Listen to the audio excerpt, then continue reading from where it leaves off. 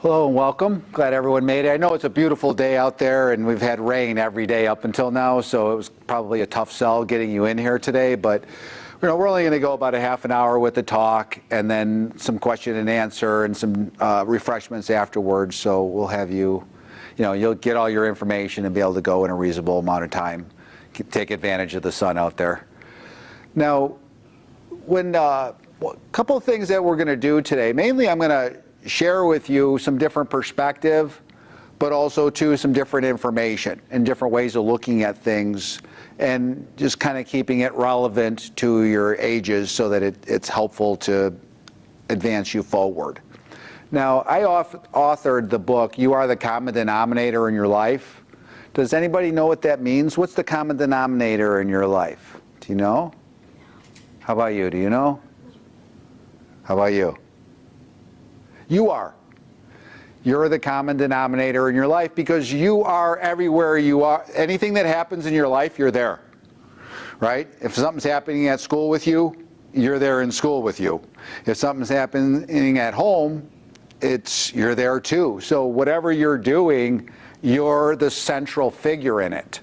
So if you did something like improve yourself a little bit in a particular area, do you think that that would benefit you everywhere you go, every aspect of your life? So it would help at school, it would help at home, it would help in your sporting events or whatever extracurricular activities you do.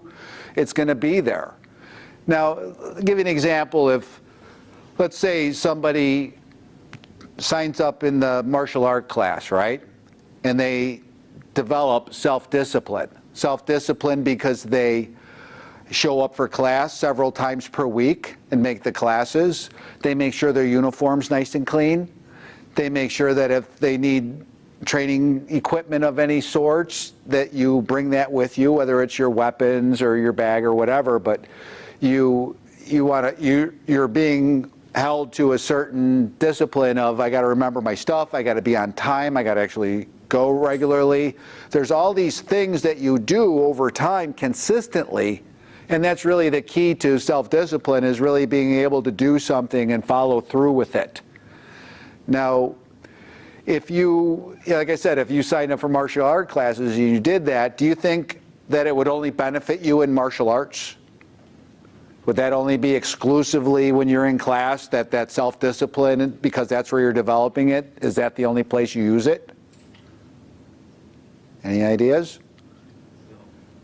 No, it's everywhere. So you're going to use that self-discipline when you go to school. You're going to use that self-discipline when you're doing your homework.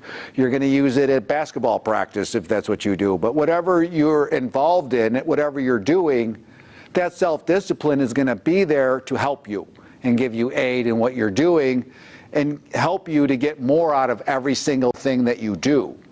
So it isn't exclusive to that one place. It might be in the martial art classes where you're developing it, but that's not where you're just using it. You'll use it there, but you'll also use it in every other place that you go. And so it's really important to just understand that it's not exclusive to one situation. When you change something in you, it's affecting everything. And I can't really stress that point enough. But what we're going to do right now is we're going to go through 3 concepts. Now, in my book, You Are the Common Denominator in Your Life, there's 20. But we don't have time for all 20, so we're just going to do 3. And the first thing we're going to talk about is self-talk. Does anybody know what that is? Do you know what self-talk is? Do you know when you hear that voice inside your head talking to you, and you're talking to yourself? Cautious. I'm sorry? Kind of, but just when you're hearing that voice inside saying, well, there's positive and negative self-talk. So a negative self-talk would be, let's say you have a sporting event next Saturday, and inside your head you keep saying, oh, I'm never going to win, I can't do it, I'm not good enough, I don't practice hard enough, I'm not tall enough. Whatever it is, you're coming up with all these reasons why you're not going to succeed at your venture of what you're doing. So you want to compete in that event, but you keep telling yourself you're going to lose. That voice. Okay, and then a positive one is the one telling you that you are going to win and that you've done the work and you're going to be able to do this, and you got it because you've been working. You know, you've really been putting a lot in preparation for that. You know, let's say you're going for your belt test. Did you ever doubt you were going to pass your test, or did? Yeah, that's negative self-talk. Okay, you don't want to listen to that. And here's a really easy way to determine whether something's negative self-talk or whether it's positive self-talk. If somebody else was saying that to you, would you consider them your friend or your enemy? Are they trying to be helpful and encouraging, or are they trying to smash you down? You know, because you do both of them up there. I mean, it's a matter of, you know, how much you're paying attention to it. But if you start paying attention to that and determine whether that self-talk that's going on is helpful or hurtful, then you can correct that and get rid of the negative self-talk. Just keep the positive self-talk, because that's encouraging. That's going to help you to get somewhere. The other one is just going to mess you up. Because if you believe that you could do something and you really are behind yourself on that, that will cause you to do extra work because you're going to win. So you might need to do more and practice harder or study more or whatever it is that you're doing. You may need to do a little extra, but you're going to win, so it's worth it. When you have that negative self-talk going on, you're like, why am I even bothering? I'm not going to do extra work. I'm not going to go an extra mile on this. I'm not even going to win, so what's the point? It's just a waste of time if I actually try. You know, so that doubt really messes with you, and it actually changes what you're doing and changes the outcome of what you're doing, because had you actually put in a little extra work, you probably would have gotten the outcome you wanted. But because you doubted it, you didn't do the extra work, you didn't go a little extra on anything, and you didn't even do what was required, let alone extra. So it's like a self-fulfilling prophecy, where you say, well, this is going to happen, and then it happens. But it's not because you kept saying that, it's because you didn't do the extra work as a result of all of the doubt. The doubt messes you up really bad. As soon as you put doubt into the mix, it's kind of done. You know, your chances of succeeding are very small. You have to believe in yourself, you have to know that you're going to win, or that you're going to accomplish whatever the goal is of the task. I'm just using a sporting event as an example, but it could fall into many things. You might be taking a big test at school. You might be taking a rank test at your martial arts school. You know, you might be doing different things like that, but there's definitely an outcome. And you definitely want to have the most positive outcome possible, right? Now, there's a story I want to tell you. And this story will really, I think, kind of sink this in. And it's really about where you just basically give yourself limitations. Now, have you ever seen a large, massive elephant at like a fair or at maybe like a circus or even on television, and they got a little chain attached to it, and then they got a little stake in the ground? And you have to ask the question, why doesn't it just rip out the stake? It could easily do it and just start running around and having some fun. I mean, if I was an elephant, I would want to do that.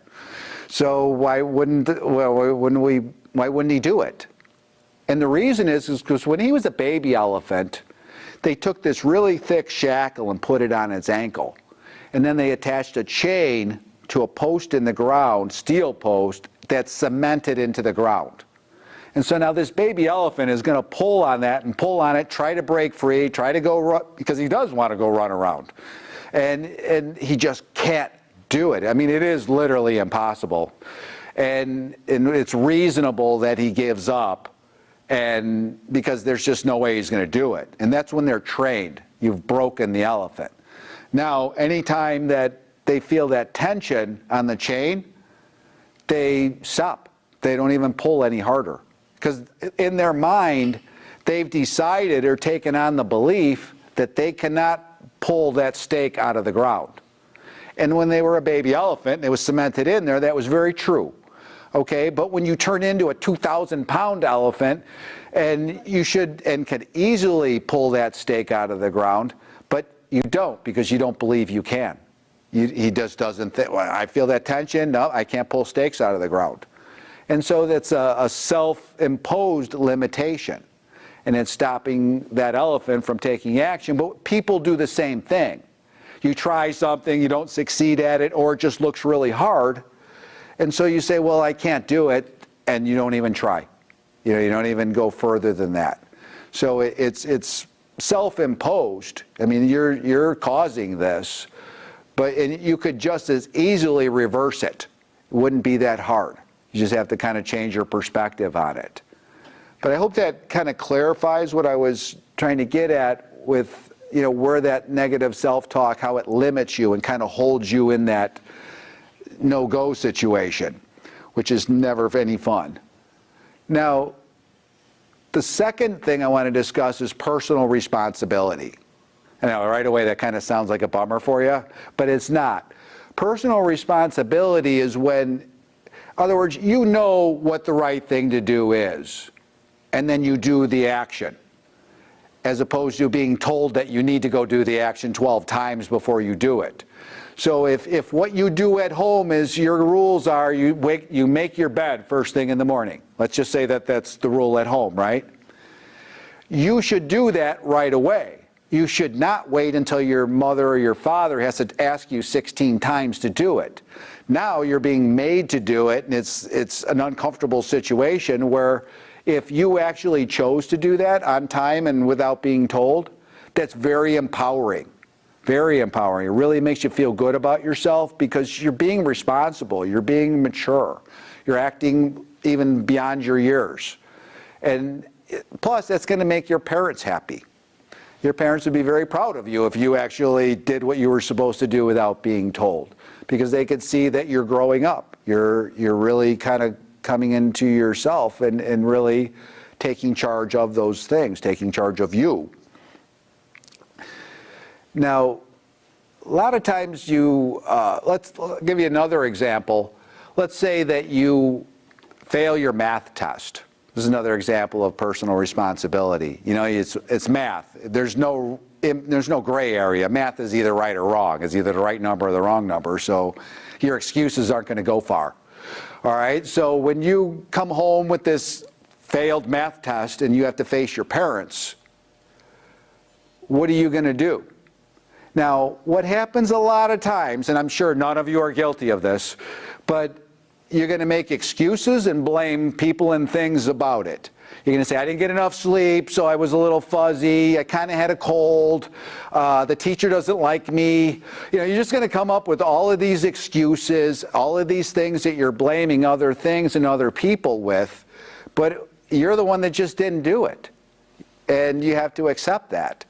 And now if you come home and you don't blame and make excuses, but you say, you know what, I failed my math test.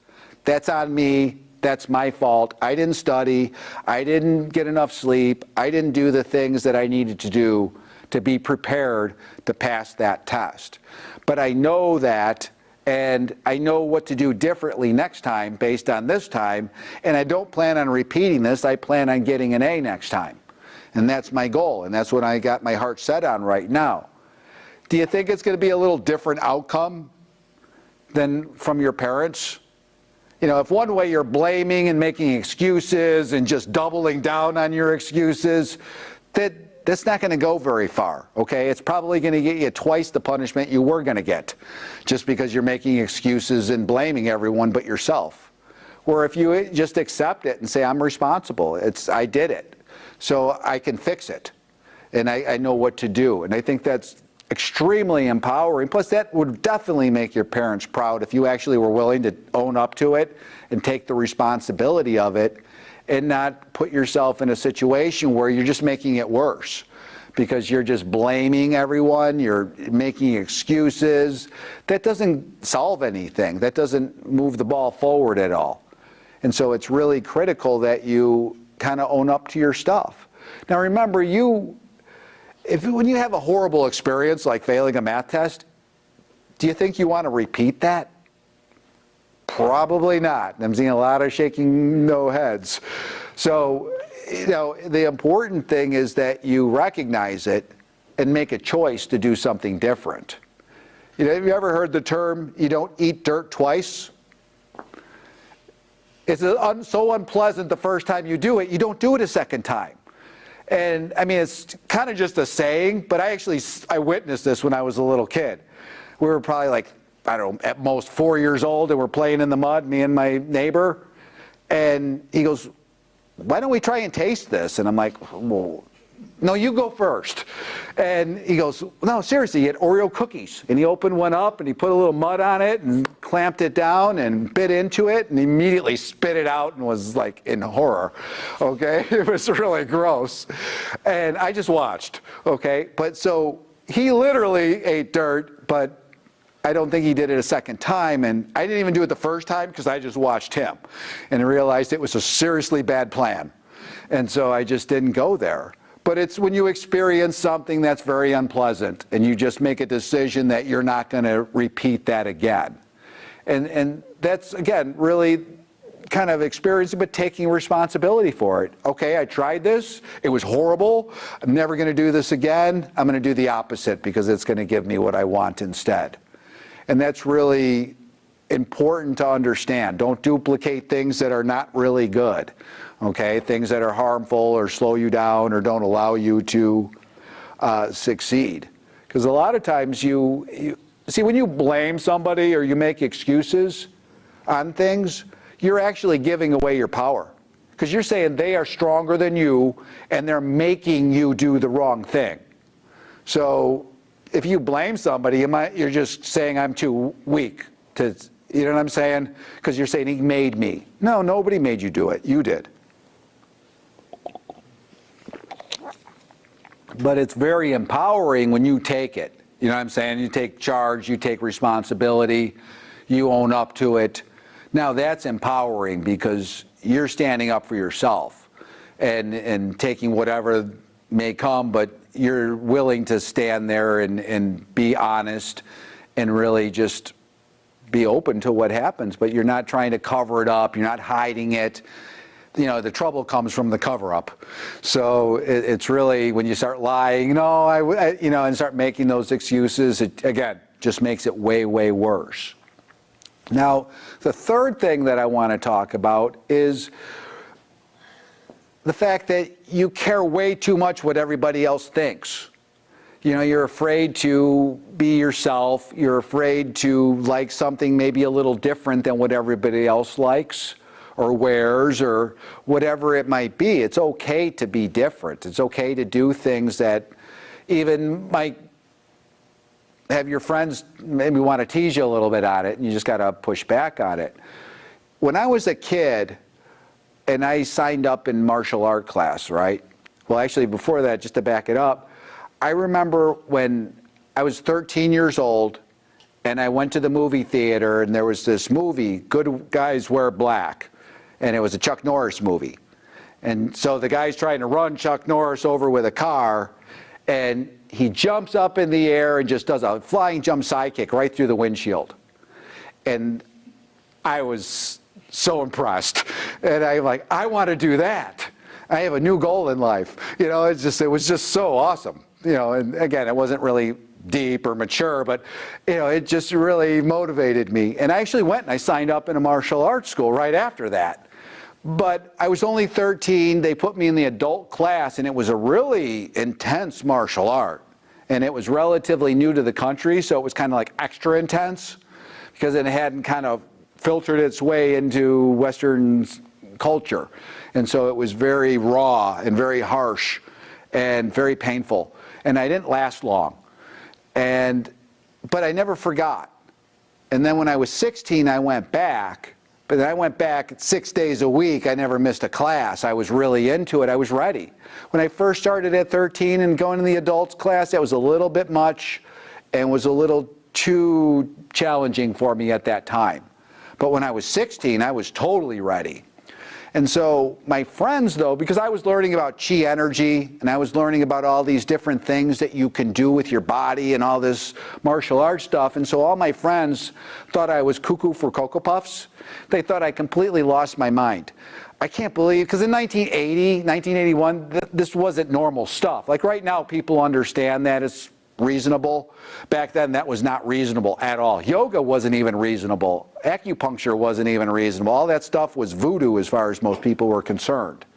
So, yeah, I was catching a lot of people, you know, kind of razzing me and giving me a hard time, joking, you know, teasing me a little bit at school because I believe in chi energy and because I was learning all of these things. Now, I didn't listen to them, and it was just water off a duck's back. I mean, I knew what I was learning was real and it was awesome. I just figured they weren't that smart. They couldn't recognize it. But what it did, though, is it gave me a huge advantage because I took something that I was really passionate about as a kid and I turned it into my career. And I spent my life helping other people through martial arts, teaching a lot of kids, and a lot of adults, and just being able to really have an impact, make a difference in people's lives. And so that was well worth whatever I had to take when I was a kid. You know, just because my friends didn't understand, they weren't going where I was going. And so it's okay to, you know, really be different. It's okay to do something that your friends aren't doing and maybe they don't understand. I mean, be reasonable in that it's appropriate what you're doing, but it can be different and it doesn't have to fit into everybody else's box. It can be your own box and it's something that you like. And something, you know, maybe you like a particular instrument and you want to play that and they're going, oh, they make fun of your instrument. And you're like, yeah, well, you can't play one. You know what I mean? Because you can and you've been working on it. And so you're developing your unique skills and your unique interests and really making that part of your life, and it definitely makes you feel really good. Now, there was a guy named Albert Marconi, and he was around a long time ago, like early 19th century. And he had this idea. He said, you know, I bet, mind you, this was before cell phones existed. I know a lot of you have never lived in those times, but there was no cell phone, there was no anything like wireless at all. And they didn't have computers either. Yeah. So, I know this is shocking to you, but these things actually happened. All right? So, but what he did is he had this idea. He said, I think that you could actually use a machine and send information through the air, and then it would be received by a receiver, and they could actually hear the information. You know, kind of like your cell phone. But he was developing, and so all of his friends heard him talking about this.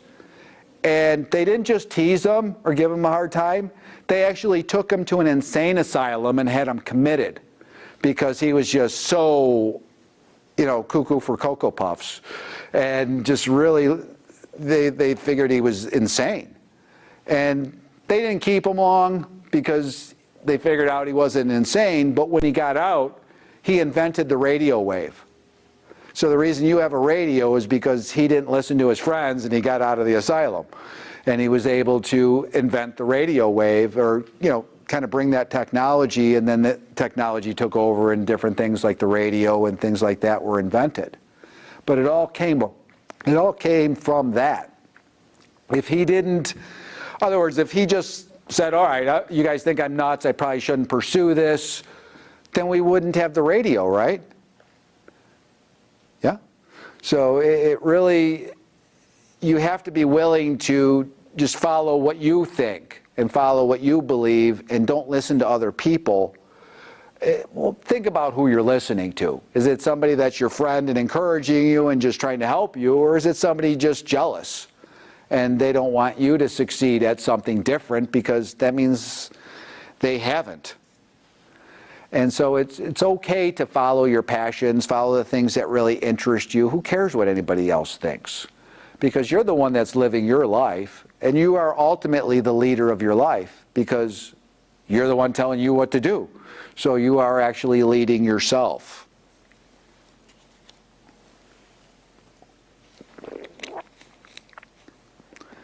Now, we covered a few things. We covered self-talk, both positive and negative self-talk, and how that affects you, and how important the positive self-talk is, and how harmful the negative self-talk is. We talked about personal responsibility, doing what you know you should do. Don't wait till you're made to do it. Take it and do it yourself, because that will empower you. That'll make you feel good about you, because you're not being told 6 times to do it. No, you didn't even get told once. You were on top of it. You were on your game. And that's definitely going to reflect well on you. And going forward in life, it's important to be able to get out in front of things and take them on and not wait until it's too late. And then the third thing is just, it's okay to be different. It's okay to have different interests, different passions, and don't worry about what other people think, because, you know, you care about you way more than they do, so I wouldn't listen to them, I would listen to you. And I think that's really important.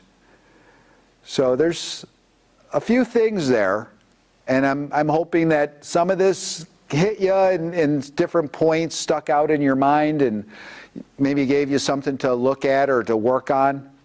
Or at least just make sure you don't sit there and say bad things to yourself. How about that? Even if we just did that from today, that would be awesome, because it really makes a big difference what it is that you're programming yourself with through your talk. Because you got to remember, you're not going to do the work if you don't think you're going to get the prize. Okay? So you have to actually believe that you're going to achieve your goal in order for you to put the right amount of effort into it, which would allow you to be able to get it. Because when you doubt it, you're just sinking your own battleship.